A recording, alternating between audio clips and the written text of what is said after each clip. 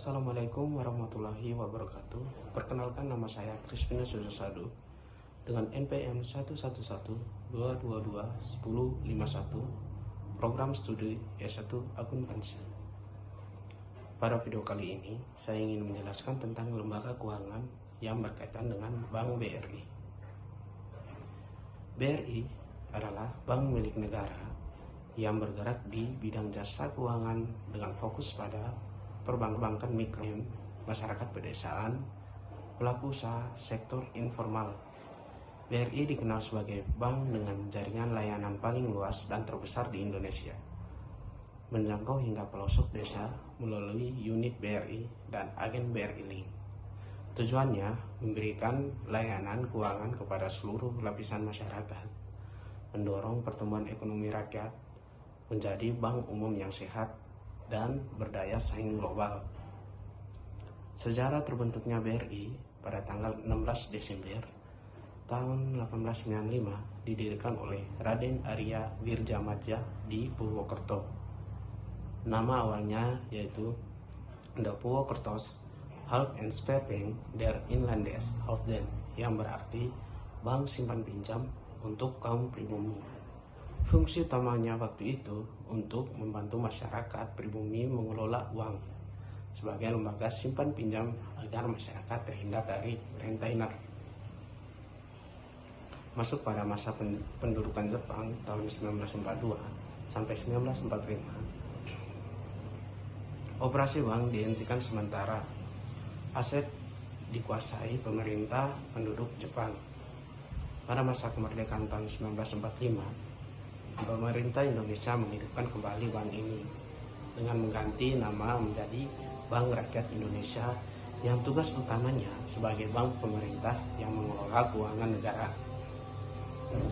Penyatuan dan pembentukan sistem perbankan tahun 1950 sampai tahun 1968, BRI sempat disatukan dengan bank pemerintah lainnya. Tahun 1968, BRI kembali beroperasi sebagai bank umum sesuai Undang-Undang Nomor 14 tahun 1967. BRI menjadi pelaksana sebagai program pemerintah seperti kredit BIMAS, kredit INMAS, kredit koperasi, kredit usaha tani atau kredit dan kredit umum pedesaan. Pada era ini, BRI menjadi bank yang sangat dekat dengan petani dan sektor pertanian. Tahun 1992, berdasarkan Undang-Undang Perbankan, BRI berubah menjadi PT Bank Rakyat Indonesia atau Persero, yang beroperasi sebagai bank umum milik negara. Pada tahun 2003, BRI melakukan IPO atau penjualan saham ke publik. Nama resmi BRI menjadi PT Bank Rakyat Indonesia atau Persero Tbk. Masuk era digital tahun 2010 sampai sekarang, inovasi besar BRI menjadi BRI Mo atau Mobile Banking, BRI Spot, Sistem Digital Kredit, BRI Link, agen bank terbesar di Indonesia, transformasi digital besar-besaran di seluruh unit layanan. BRI kini menjadi salah satu bank terbaik di ASEAN dalam layanan mikro dan inklusi keuangan.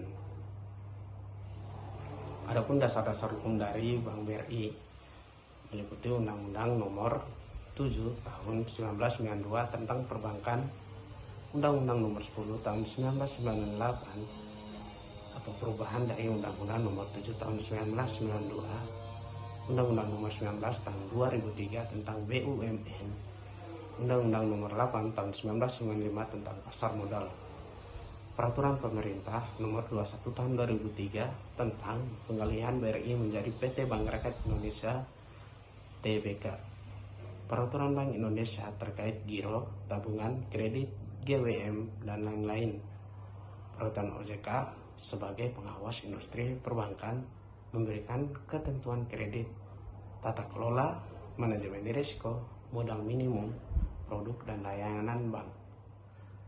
Anggaran dasar perusahaan mengatur struktur organisasi, hak dan kewajiban pemegang saham, dan manajemen perusahaan.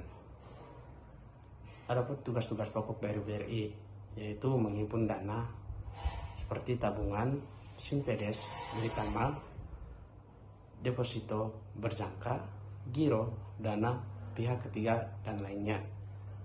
Mengeluarkan dana, kur mikro dan kur kecil, kredit UMKM, kredit modal kerja, kredit konsumtif, dan kredit komersial. Memberikan jasa keuangan, transfer, domestik, dan internasional, layanan kartu debit atau kredit, cash management, internet, banking dan mobile banking, memberikan layanan keuangan berikut: kredit umum pedesaan, agen BRI Link, kredit ultramikro, melaksanakan penugasan pemerintah, penyalur kur terbanyak di Indonesia, penyalur bantuan sosial non-tunai.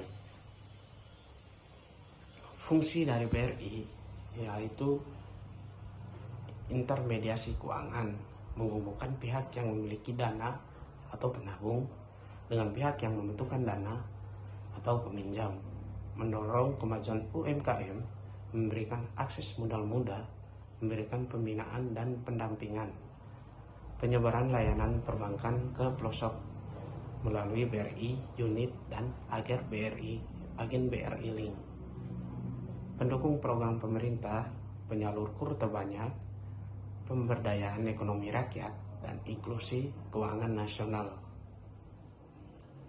Peran BRI dalam perekonomian Indonesia itu menjadi penopang utama sektor UMKM, menyerap tenaga kerja melalui pembiayaan usaha kecil, membantu pemerataan ekonomi hingga desa terpencil, menciptakan ekosistem digital perbankan mikro terbesar, mendukung ketahanan ekonomi nasional.